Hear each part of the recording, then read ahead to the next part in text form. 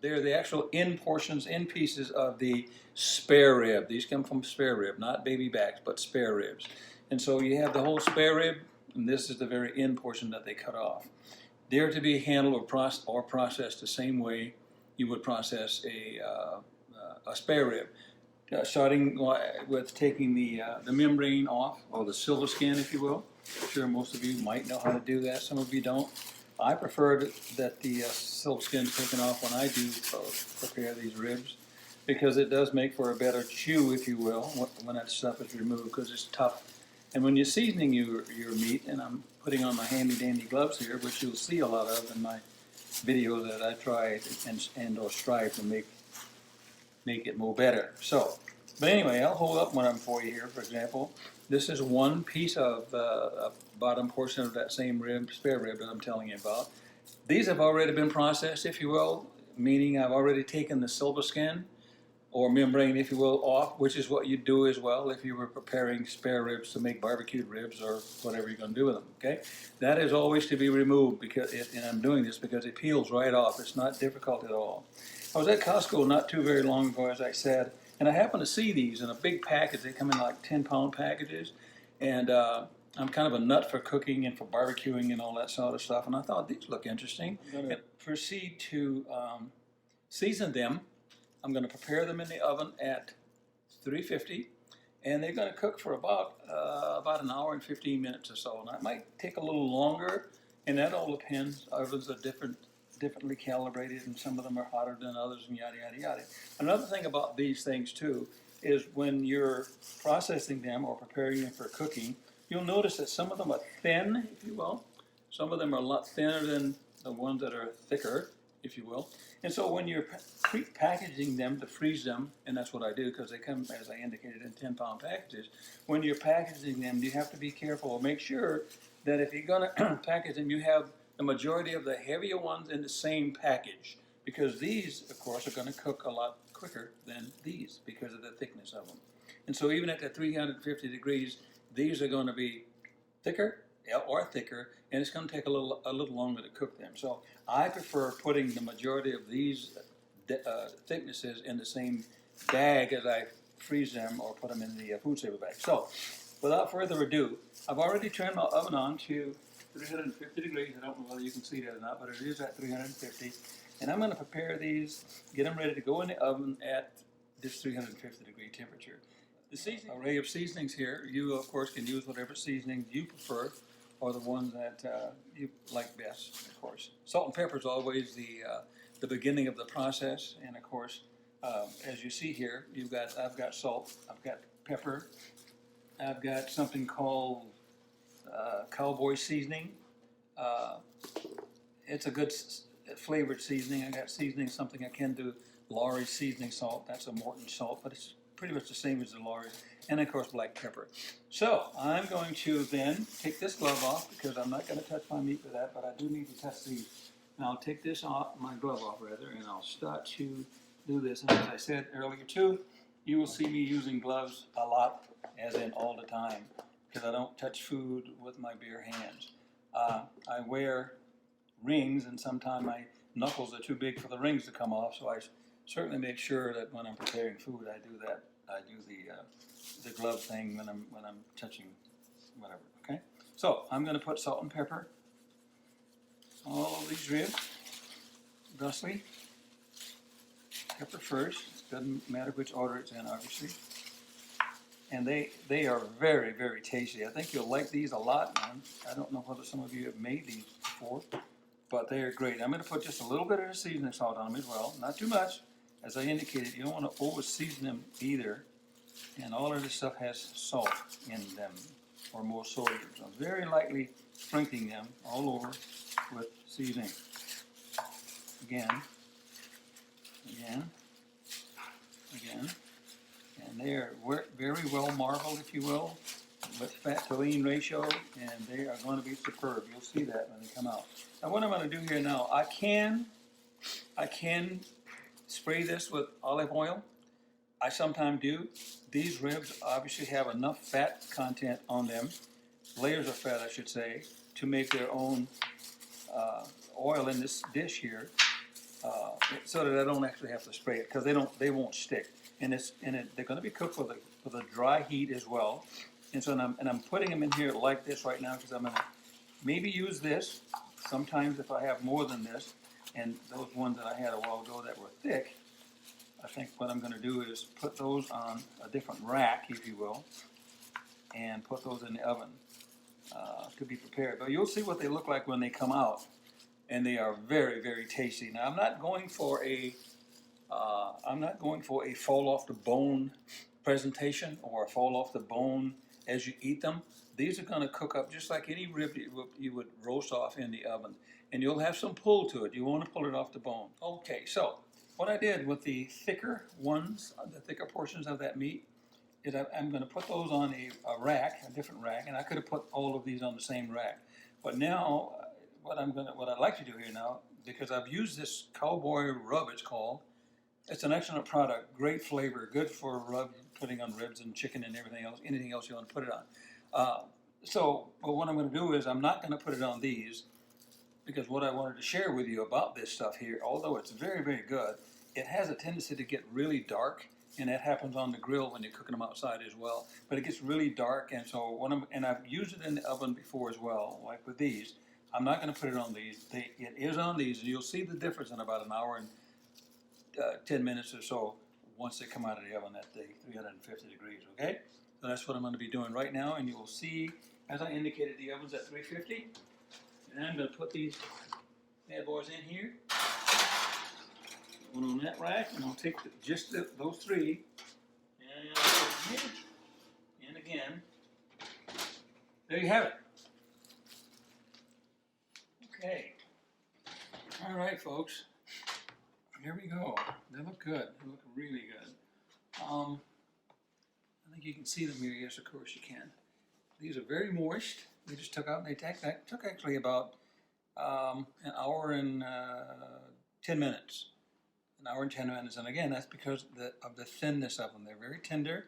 And as you might be able to see here too, there's what's called pullback. When you look at the bones here, that's called a pullback as the meat cooks. And they're very juicy as well. You can see that. I don't know whether you can see that juice in there, but they're very juicy as well. And you can notice the color of those as well. And as I was indicating prior to those going into the oven, with that other seasoning that I use, that cowboy rub stuff, you can see the difference in the coloring and the two there. And again, you have to watch it. You have to watch it when you put that cowboy rub on them, because it has a tendency to get really dark, and it'll give an appearance that they're actually burnt. But they're not. But it just gives a darker color, and I think you can see that in the two different shades of colors there.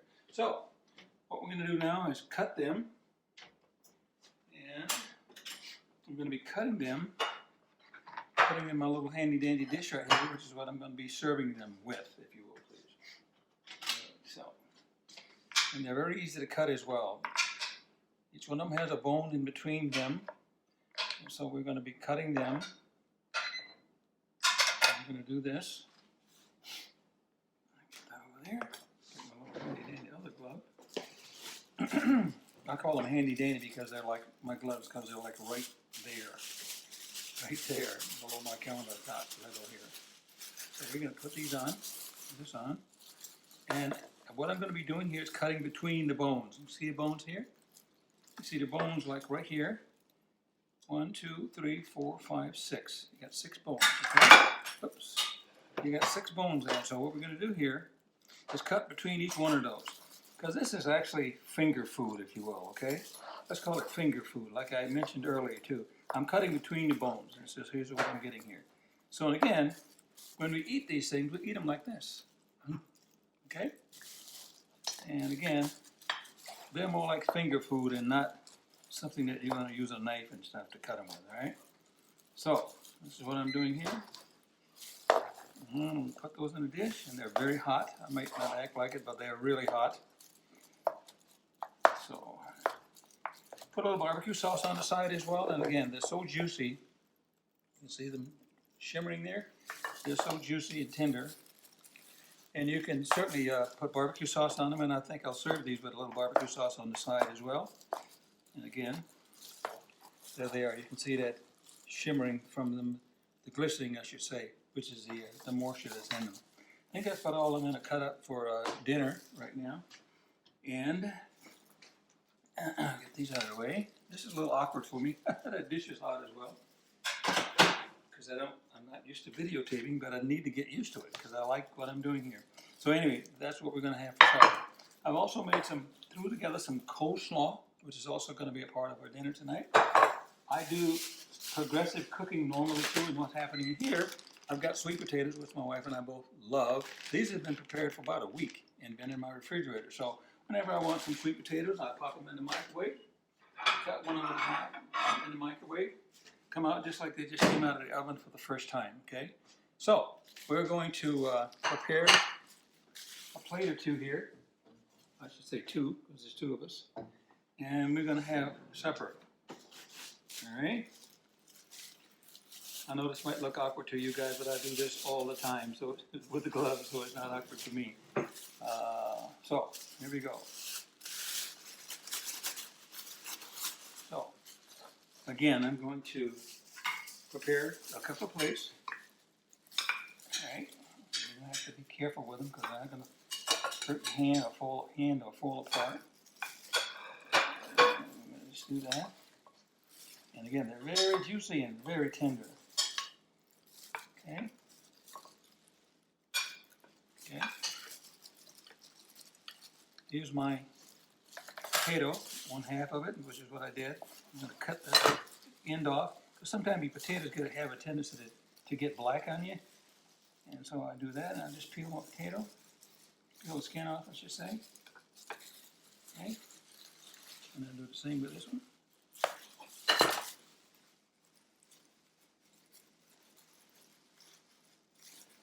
Peel that off. It's very hot.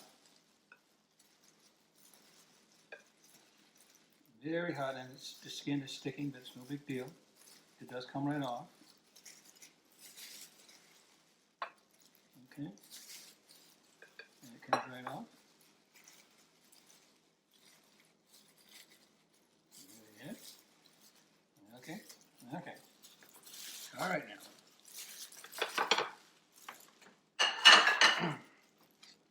And I've took the liberty of doing some coleslaw together. Some slaw, commercial slaw that I purchased. And I put a little slaw on each one of the plates as well. And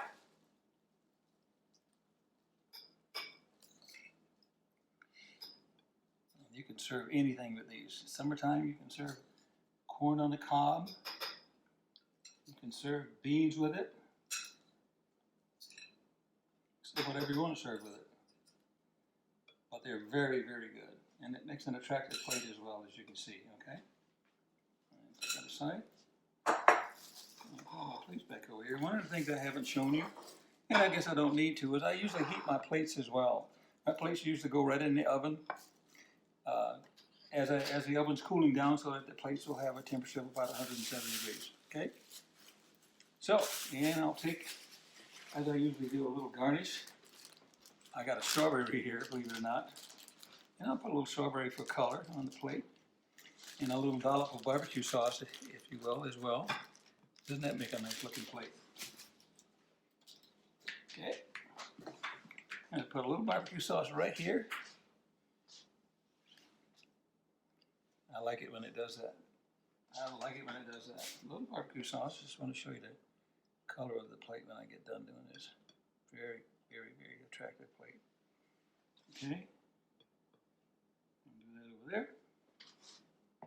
Now I've got some handy dandy cinnamon sugar, which is also a commercial product that I purchased. And you don't have to use this. You can make your own actually. And it's very, very simple. It's I'm gonna do this so I can get my okay. Okay. And then I'm going to put my cinnamon butter, just a little dab on each one. Just a little dab on each one. And we're about ready, because I think I've made this more better for dinner. And the finished product, of course, is this. That's what the plate looks like. So a quick meal took an hour and 15 minutes to throw all this stuff together. Well, the ribs, I should say. But then that's a very attractive meal, I think. And I think it's also very, very tasty. So I hope when you make this for your family, that you can do the same thing using your own side dishes. It certainly doesn't have to be this. Some people don't like sweet potatoes. I happen to like them a lot. So, okay. So thank you guys, and we're going to have dinner, and we'll see you next time. Thank you for watching my YouTube video, Cooking with Pouncy. And before you leave, please hit the subscribe button, and please share this video with others. You can also friend me on Facebook under my Facebook profile, Cooking with Pouncy. Thank you so much for watching this video.